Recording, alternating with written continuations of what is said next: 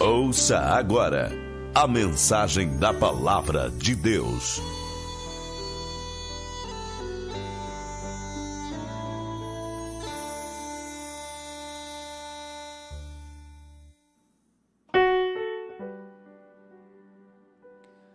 Muito bem, meus amados irmãos, eu cumprimento a todos com a paz do nosso Senhor Jesus Cristo. Para mim é um prazer mais uma vez estar aqui nessa emissora para falar um pouco da palavra do Senhor. Quero agradecer aqui ao pastor Geraldo pelo convite, agradecer também os irmãos aqui que fazem parte da equipe aqui do programa.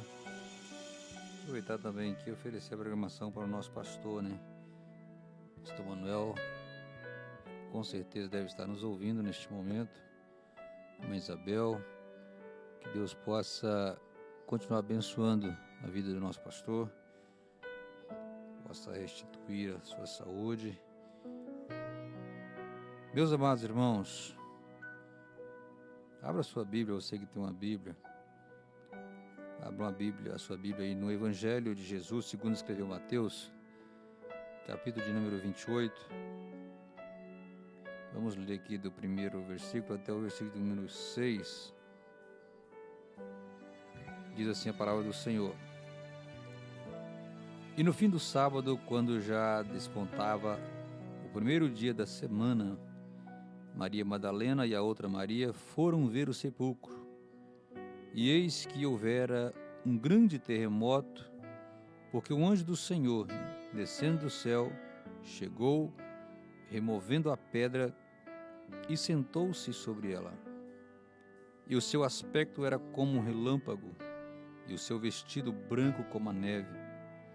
E os guardas, com medo dele, ficaram muito assombrados e como mortos. Mas o anjo, respondendo, disse às mulheres: não tenhais medo, pois eu sei que buscais a Jesus que foi crucificado. Ele não está aqui, porque já ressuscitou, como havia dito. Vinde, vede o lugar onde o Senhor jazia. Nosso Deus e nosso Pai querido, nós te louvamos, Senhor, te agradecemos por esta oportunidade que o Senhor nos concede de estarmos aqui nesta emissora para, meu Deus, falarmos da Tua palavra, Senhor. Eu te peço, ó Deus, neste momento, abençoe cada irmão, cada irmã que está nos ouvindo e que esta mensagem, ó Deus, possa encontrar guarida nos corações que estão nos ouvindo. Pai querido, eu te peço, fale com cada um dos nossos irmãos neste momento. Em nome de Jesus é que eu te peço. Amém. Muito bem, meus irmãos, nós temos aqui nessa passagem, mais especificamente no versículo 6, a parte A, uma declaração que eu considero, se não a maior ou a mais importante da Bíblia Sagrada. Ele não está aqui porque já ressuscitou. A ressurreição de Cristo, sem nenhuma dúvida, ela tem uma importância muito grande, porque se Jesus não tivesse ressuscitado, provavelmente eu não estaria aqui, quem sabe nem você estaria me ouvindo aí também. Se Jesus não tivesse ressuscitado, tudo isso aqui seria em vão. Então, essa declaração, ela só vem nos animar mais ainda, a nos trazer uma convicção maior ainda que Jesus está vivo. E isso faz toda a diferença. Porque se nós formos analisarmos os demais líderes das maiores religiões do mundo, nós vamos ver que se você for lá no túmulo dessas pessoas, se você for lá no túmulo de Allan Kardec, se você for lá no túmulo de Maomé, se você for lá no túmulo de Siddhartha Gautama, mais conhecido como Buda, você vai encontrar uma frase dizendo o seguinte: aqui jaz os restos mortais do fulano. Mas se você for no túmulo de Jesus, você vai encontrar exatamente esta frase. Ela está lá hoje. Ele não está aqui, porque já ressuscitou. Louvado seja o nome do Senhor. Isso nos dá a certeza de que o nosso Deus, o nosso Senhor, Ele é um Deus vivo, é um Deus que está nos observando, é um Deus que está conosco, Ele está atento às nossas situações, Ele está nos vendo 24 horas, então nós temos a certeza de que o nosso Deus, Ele ressuscitou, Ele não ficou lá na cova, lá na tumba. Nada foi capaz de deter o nosso Deus, nem a morte foi capaz de deter Ele. E é por isso que nós estamos aqui. É por essa razão que nós estamos aqui hoje, servindo a Ele, pregando a Sua palavra. A ressurreição de Cristo, ela trouxe para nós uma série de benefícios muito grande. Se eu for falar aqui todos os benefícios que o sacrifício de Cristo, a sua morte, a sua ressurreição, Ele trouxe para nós, nós iríamos ficar aqui a noite toda e não iríamos terminar. Mas eu quero falar algumas coisas, alguns benefícios que a ressurreição de Cristo ela proporcionou a mim e a você. Então eu convido, eu não vou aqui colocar por uma ordem de importância, porque todos os benefícios que a ressurreição de Cristo ela nos trouxe são de extrema importância para a nossa vida. Mas eu quero aqui começar falando sobre o benefício do perdão. Veja bem, meus queridos irmãos, que Jesus Cristo, a Bíblia nos diz, lá no Salmo 103, o versículo 3, que é Ele que perdoa todas as tuas iniquidades. O apóstolo Paulo, escrevendo aos Efésios, no capítulo 1, versículo 7, ele diz que nele nós temos a redenção por meio do seu sangue, o perdão dos nossos pecados, de acordo com a riqueza da sua glória. Meus amados, nós éramos escravos, nós estávamos atolados no pecado, no lamaçal do pecado, nós éramos devedores sem condição alguma de pagar pelos nossos pecados. O pecado dominava a nossa vida e não tínhamos condições, não tínhamos como nos livrar dele, sem contar que eram muitos. Mas aí, meus queridos irmãos, Jesus Cristo, ele entra na história e paga a nossa dívida, apaga os nossos pecados. O sangue de Jesus Cristo derramado ali na cruz do Calvário foi o preço que ele pagou para que eu e você tivéssemos o perdão dos nossos pecados. A Bíblia diz que não foi com prata, não foi com ouro, não foi com pedras preciosas, mas foi com o precioso sangue de Jesus Cristo. Foi através da sua morte e da sua ressurreição que nós tivemos os nossos pecados perdoados.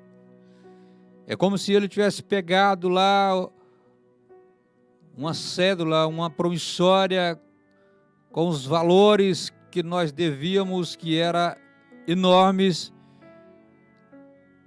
e rasgasse aquilo ali e dissesse para mim, para você: seus pecados estão sendo perdoados. Eu vou lançar ele no mar do esquecimento. Jesus, quando ele perdoa, ele não se lembra mais dele. Nós, como seres humanos, por mais que perdoamos, mas podemos nos lembrar. Mas o nosso Deus, ele quando perdoa, ele não se lembra mais.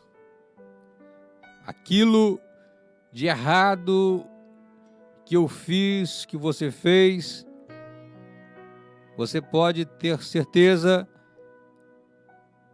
que se você reconheceu esse sacrifício ali na cruz, se você deu crédito a esse sacrifício que ele ofereceu ali na cruz do Calvário, você pode ter certeza que os seus pecados foram completamente apagados, e você é livre para servir e adorar esse Deus.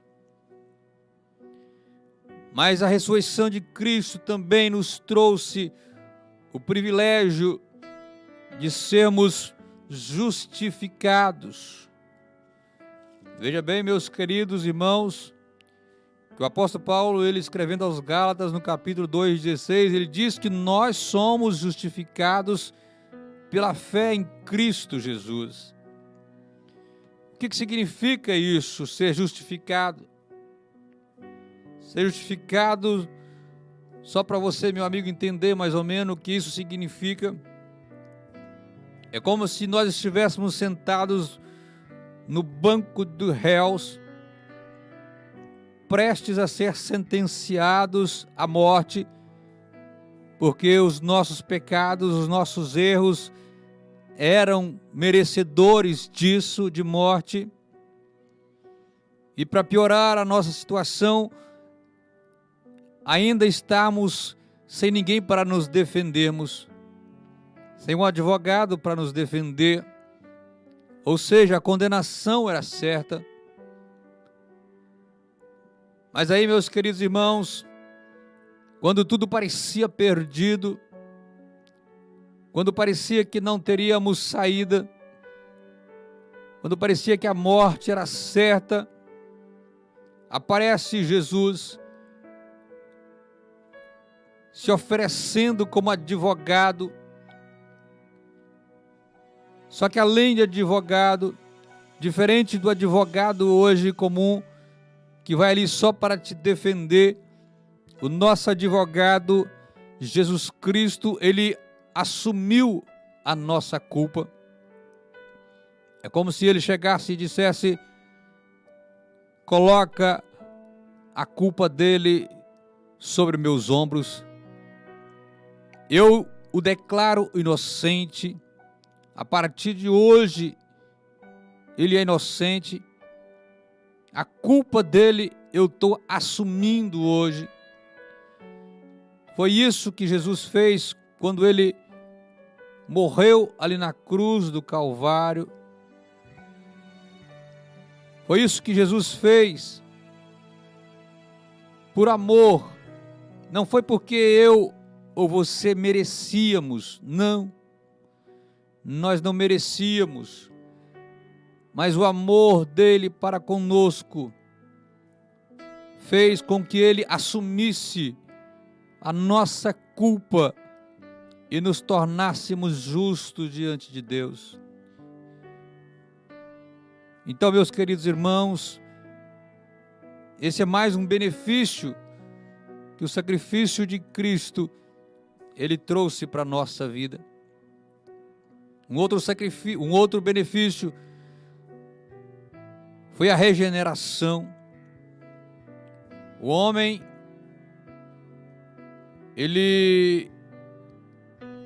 quando ele passa pelo processo da regeneração, é como se ele morresse para o velho homem e que agora, mediante a morte de Cristo, ele torna-se uma nova criatura, porque o apóstolo Paulo, escrevendo a 2 Coríntios 5:7, ele diz que se alguém está em Cristo, nova criatura é. As coisas velhas já passaram e eis que tudo se fez novo. E é só Jesus Cristo que pode fazer isso. A regeneração é um processo simultâneo ao perdão, à justificação. Porque o homem, para ser salvo, ele precisa de passar por esse processo.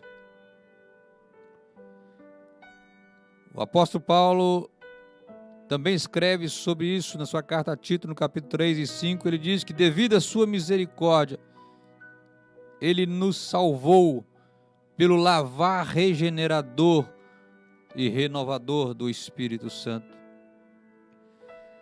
Muitas das vezes alguém pode pensar que para ser salvo basta ser uma boa pessoa, basta fazer o bem, basta ser um religioso, mas só isso não resolve. A Bíblia nos fala de um homem chamado Nicodemos, que era um bom homem, ajudava as pessoas, mas Jesus disse para ele que só aquilo não resolveria. Ele precisava nascer de novo.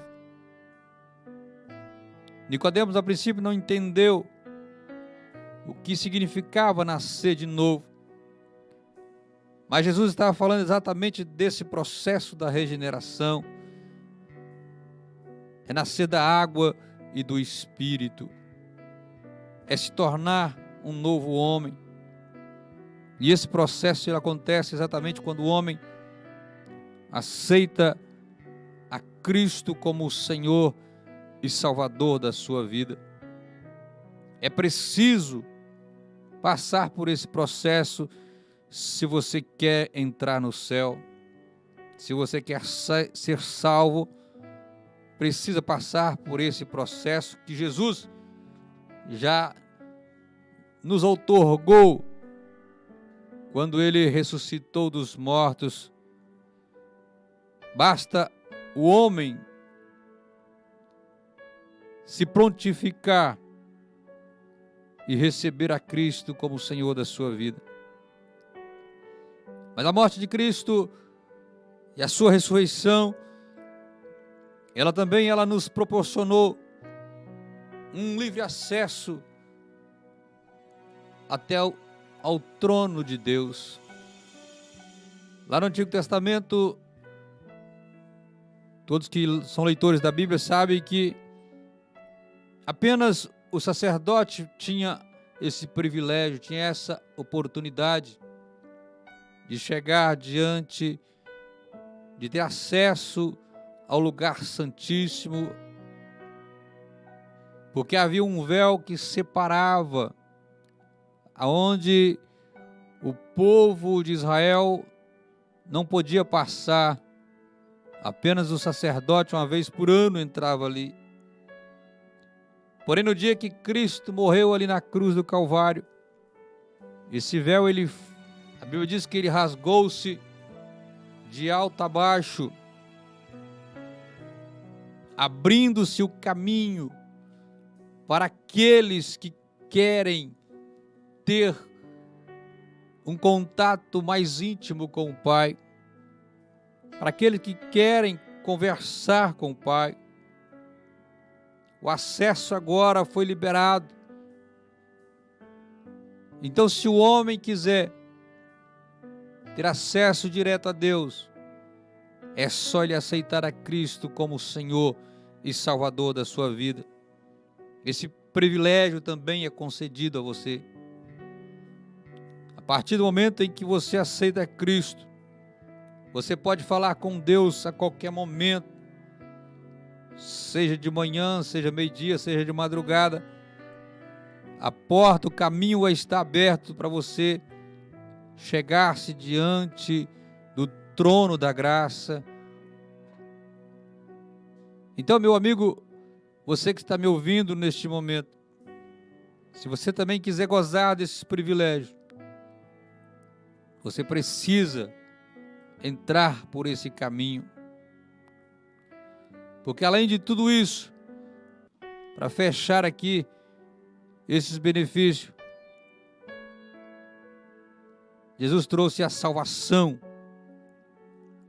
a todos quanto estavam perdidos.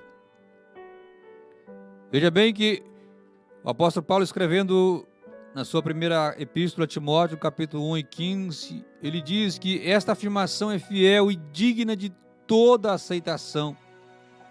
Que Jesus Cristo veio ao mundo para salvar os pecadores, dos quais eu sou o pior. E o escritor, no livro de Atos, no capítulo 4, 12, ele diz que não há salvação em nenhum outro, pois debaixo do céu não há nenhum outro nome pelo qual, dado entre os homens, pelo qual devamos ser salvos. Só Jesus Cristo é quem pode nos salvar. Nós estávamos condenados. O nosso destino era o inferno. A perdição batia a nossa porta todos os dias. Mas Jesus Cristo, Ele veio para nos salvar, para nos trazer a salvação, mediante a sua morte e a sua ressurreição. Como eu disse, Ele não fez isso porque nós éramos boas pessoas, porque nós éramos amigos dele. Não, muito pelo contrário.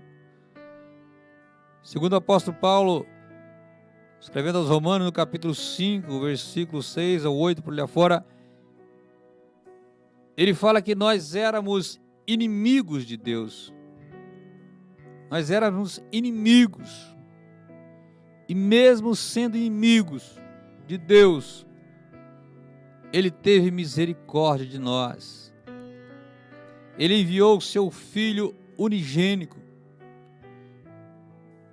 para morrer ali na cruz do Calvário, para nos dar o direito de salvação, algo que o homem havia perdido. Mas o Deus Todo-Poderoso, por nos amar tanto, Ele enviou o seu Filho para morrer, para nos conceder também o direito de salvação. Mas essa salvação, esses privilégios todos que o sacrifício de Cristo nos oferece, nós temos que tomar a posse dele. O homem individualmente, ele precisa tomar posse desses privilégios. Eles estão aí à nossa disposição. Eu já tomei posse desses privilégios. E muitos irmãos que estão nos ouvindo também já tomou posse desses privilégios, já gozam desses privilégios. Mas se você que está me ouvindo ainda não está tendo esse privilégio, não está podendo participar desse privilégio, eu convido você a fazer parte também do povo que tem esse privilégio, da igreja do Senhor Jesus Cristo. Quem sabe tem alguém que está me ouvindo que até já provou, já experimentou desses privilégios, desses benefícios, mas por alguma razão, por algum problema na sua vida, você abriu mão desses privilégios, voltando para o mundo, para as práticas do mundo, ficando assim impossibilitados de aproveitar todas essas bênçãos que o Senhor Jesus Cristo nos proporcionou. Mas eu quero dizer para você hoje que todos esses privilégios, eles estão à sua disposição. Basta você querer, basta você decidir voltar a fazer parte da igreja do Senhor Jesus Cristo. Basta você reconhecê-lo novamente como Senhor e Salvador da sua vida, que você vai poder desfrutar de todas as bênçãos, todos os privilégios que a ressurreição de Cristo ela nos oferece. Então, nessa noite, eu quero encerrar aqui as minhas palavras, orando pela sua vida, e que você possa meditar, refletir sobre a sua situação. Você que não está podendo participar desse banquete, desses privilégios que a ressurreição de Jesus nos oferece. Volte novamente a fazer parte desse povo que recebe esses benefícios todos os dias na sua vida. Eu quero orar pela sua vida neste momento. Se tiver alguém que nessa noite desejar voltar aos braços do Pai, à casa do Pai, a receber a sua herança de volta, peça perdão a Deus, aceite Ele como Senhor da sua vida. Eu vou orar nesse momento e convido você para orar comigo. Amado Deus, querido Pai, Deus Santo, eu quero te louvar, meu Pai, pela Tua palavra, meu Deus, que foi ministrada neste momento.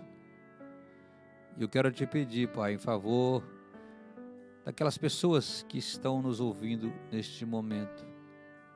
Pessoas que muitas das vezes, ó Deus, já tiveram o privilégio, Pai, de participar dessas bênçãos, mas que no momento estão distanciadas de Ti, Deus. Que o Senhor possa tocar no coração delas, que elas possam sentir, ó Pai, e entenderem o quanto elas estão perdendo por estar afastada da Tua presença. Meu Deus, toca no coração de cada um neste momento. Coloca arrependimento nesses corações. Pai querido, Pai santo, eu te peço por aqueles que neste momento possam estar pedindo perdão dos seus pecados, que o Senhor possa perdoá-los, ó Pai, escrever o nome deles no livro da vida, restituir a eles novamente todos os privilégios que eles tinham perdido. Meu Deus, eu quero te pedir também em favor da vida daqueles irmãos, dos amigos que estão enfermos, estão, meu Deus, dependendo, ó Deus, muitas das vezes de um milagre, de uma intervenção do Senhor na vida delas, Pai. Mas elas estão acreditando, Deus, estão pedindo oração, estão pedindo a Tua misericórdia. Por isso eu quero te pedir, Deus, entra com providência neste momento, lá no hospital, lá em casa, aquela pessoa que está na cama, Deus. Coloca as Tuas mãos saradoras sobre a vida de cada um deles. Restaura, meu Pai, em nome de Jesus eu te peço, e também te agradeço, hoje e para todos sempre. Amém.